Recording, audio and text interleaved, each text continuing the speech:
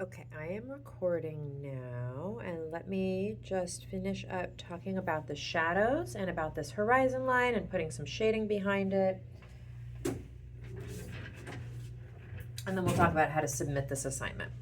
So here's where I left off. Now mine is unfinished, but we've gotten this far. We've talked about how to finish these ones and the sphere. And oh shoot, I've got to demo the sphere. The big guy, the beast. I can't believe I forgot that. Okay.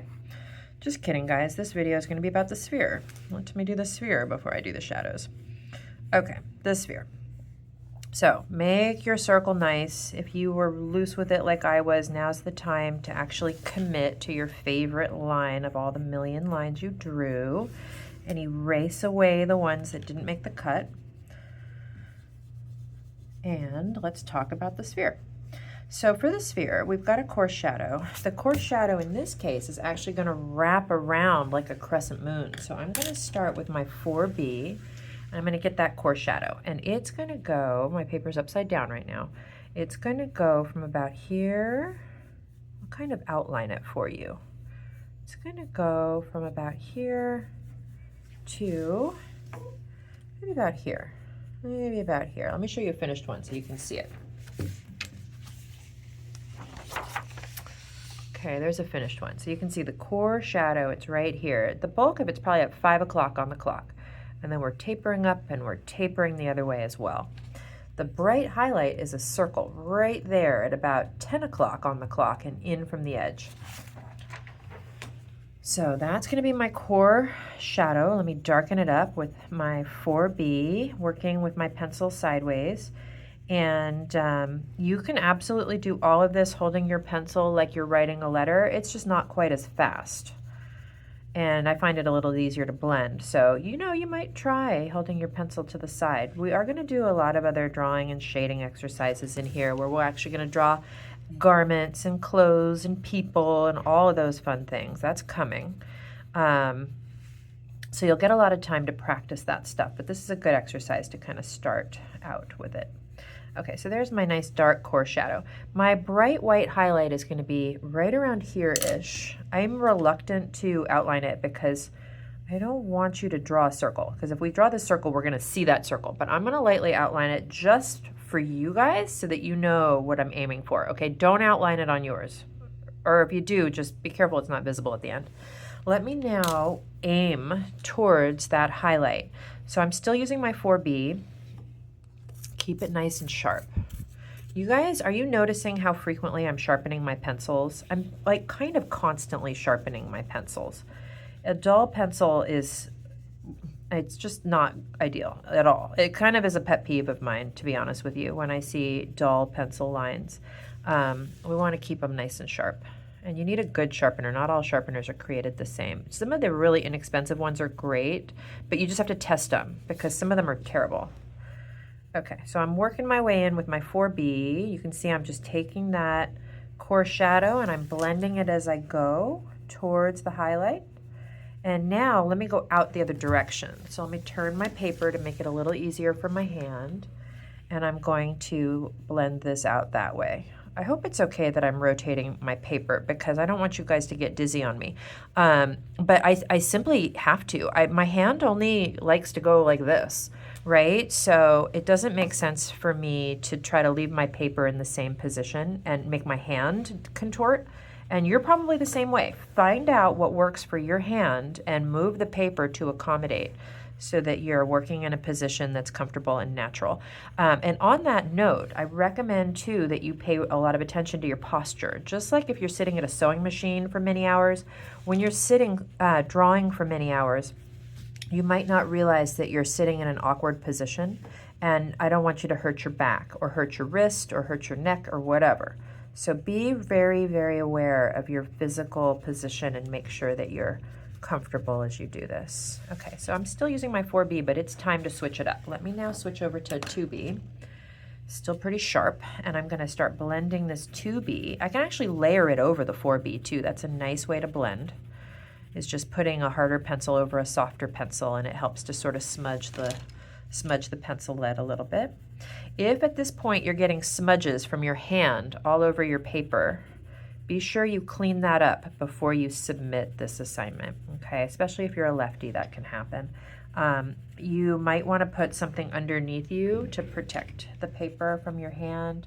Some people wear a little cute glove that covers that part of their hand. There's things you can do if it becomes an issue. Okay, you're still using my 2B. I'm going to start to wrap my shadow around the back edge as I'm getting closer here. Notice that what I'm left with is circular. Okay, do you see it?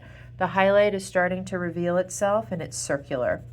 And I need to make sure it stays circular, and I need to make sure that it stays in from the edge.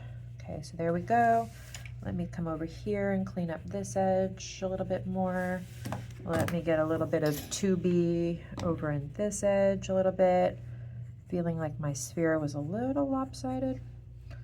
Okay, and just work your way all the way around. I am now going to put my HB to work and finish this thing up. Now, is it completely neat and tidy yet? No, it needs a little polishing, but you guys hopefully get the idea here. I'm going to take my HB, it's still pretty sharp, and I'm just going to go ahead and get rid of that circle because I don't want that to show. And I'm just going to bring this HB just a tiny bit of like a level 2 value from our value scale earlier, and I'm going to bring that around towards the center, leaving a white circular highlight. Okay. You can crisscross over your lines to try to smooth them out. There's actually a style of shading called cross-hatching where we do lines to create shadow. For this though, I want nice blending, but there's lots of different ways we can do shading. Okay, so there we go. Is it completely done? I think it's okay. I'm gonna squint at it and I'm probably gonna come back and feel the need to tweak it a little bit, make sure that everything looks smoothly blended, make sure that the bulk of your core shadow is kind of at 5 o'clock on the clock. Am I 5 o'clock here, or am I more like 4 o'clock? Let's see. Okay. All right, but that gets you going. Okay, now let's talk shadows. So again, we don't have this in front of us to actually copy the shadows. We're gonna do our best guess. We know our light source is to the left and above and kind of in front, okay? So that tells me, if I had to make my best guess, that tells me that these shadows are gonna come and swoop out in this direction, okay? On the cylinder, it's gonna come from where that core shadow is basically, okay? So right where the oval that we drew on the very first video that we then kind of erased the back of, it's kind of coming from there, okay, out to the back. And then if we could see that oval again, okay, if we say we could see the oval through the cylinder, back here, the opposite side, it's gonna probably also be coming from there, okay, if I could kind of connect that, just to give you a sense of what I'm doing. Don't draw those lines on yours, okay? I'm just doing that to give you a sense. And we don't know, guys, exactly how this would finish. It might be some shape like that. Since we don't know, I'm not gonna guess. I'm gonna say that this is a nice cloudy day and our shadows are just gonna sort of fade away. So what I'll do is I'll take my HB and I'm gonna get nice and dark right up against the shape. And I'm going to fade that away. Now, if you want to be really nerdy about this, I took a class where I had to do this exercise, but in Illustrator, and I lost like a half a point because I'm not mad though, because technically the light on this object would bounce down and lighten up the shadow right against the object, and my teacher was really particular about that, which is good. I'm glad she was. So if you want to make your shadow a little lighter right up against the object, you can, but I'm not going to sweat it for our purposes. We're just going to get pretty dark so we have a nice contrast. And then I'm going to shade that away. So I'm still using my 4B with a light touch. Let me jump right to an HB and see if I can just fade that shadow out going this direction. Okay. You'll notice my shadow edges are tapering slightly as if they too are reaching for the vanishing point. Let's do the shadows on the other ones just so that you know what's going on here. So for your cube, if we could see through it and if we could see that bottom edge, okay, if we could see through it, we would end up pulling a shadow from this corner and from that corner, okay? Again, reaching towards some sort of vanishing point. So we can go something like that, and then you can just fade it away. That will be fine. For the pyramid, definitely we know it's going to come from this corner. Now, as for the back, I, again, don't know what kind of pyramid this is. Maybe it's four-sided. I don't know. That looks a little weird. So let's not sweat it. Let's not overthink it. Let's just pull it from as if it's maybe coming from something like that. Okay, so you're going to end up with a shadow like this and fade it away as you fill it in. Okay, something like that will get the job done. For the cone, it's very similar to the cylinder, except it tapers more. And let me actually fix this. This cone has been bothering me. It's funny, as I was drawing it, I was feeling like there was something I didn't like about it, and it's that corner was a little too pointy, and ditto over here. I'm gonna round my corners because they're part of an oval, guys. It's not like a flattened football shape. It's not like this shape, pointy on the sides. Technically, it's an oval shape where it's more rounded, and I didn't have that, and that's what was bugging me about it. Okay, so again, we're gonna sweep that shadow from about here. Okay, not from the tip, but from before the tip, before the edge. And then from behind, but let them, oops, that's going the wrong, can you guys see it? I drew that one, that was not good. Do you see how that one's kind of going this way and this one's going back that way? Let me fix it. Let's let this one do more of what the other one is doing. That feels better to me. That feels much better. Okay, so I just tweaked it a little bit so that they feel like they're all going the same direction. We want these to look like they're all in the same universe. Okay, and then we can take that and we can shade it in and we can fade it away as we get further away from the shape. This is also bothering me because it's not quite straight. Okay, oops. So you can see there's just like, there's a lot of little tweaking that can happen right at the end as you're polishing this all up.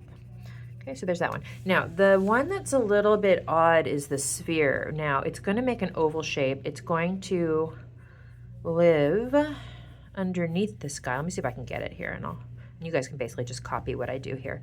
Something like that, approximately, something like that.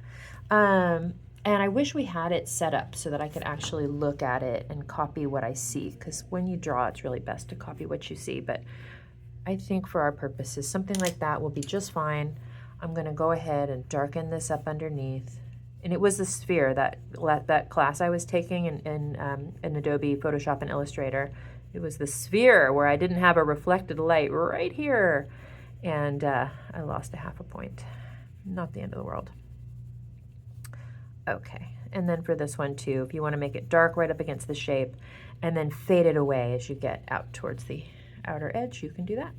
Okay, you've got a horizon line on here, so we're going to want to drop in a shadow behind the horizon line. I will let you guys be a little bit artistic with that if you want to make it consistent all the way along, or if you want to kind of make it pop around the shapes and sort of fill in around them.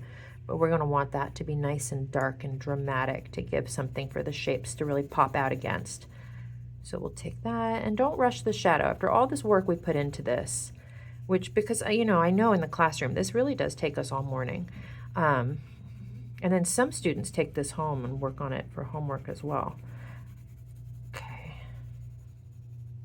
so you're going to go ahead and put in a shadow on the back, put in a value in the back. Let me show you one more time the finished one so you can see how I've got the background shaded in, I've got my shadows in place, and that's the assignment. Now when you submit this, I would like you guys to photograph it several times. Please look at the assignment. The assignment tells you exactly what photos I need. I need a photo of the entire thing, okay, of your entire 14 by 17 paper, and I need rulers placed in the frame so that I can see it, either on the paper or right next to it. Okay, and then I need a close-up of this, and I need some other close-ups. So please read the instructions for submitting carefully. As a reminder, when you submit your photos, make sure they're a file type that I can open. You have two choices. You can either compile your photos into a single document, like a Word document or a PDF document.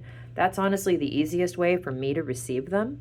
If you do that, when you paste them in, please don't shrink them. I need them to be a nice size so that I can see clearly all your details. Okay, so you can paste them all into a document, or you can upload the photos individually. But if you do that, make sure that you title them. So it should say value scale, And then it should maybe with your name on it, and then it'll be the sphere with your name on it. I forget exactly which ones I asked for, but I'm pretty sure I asked for a close-up of the sphere and this one, and then the value scale. Every photo needs a ruler, and if you upload individual photos, you need to title them appropriately so that I know what they are before I open them up. Okay, what am I forgetting? What am I forgetting? I think that's it, guys. That is the assignment for Tuesday of week 1. And I will talk to you guys all soon.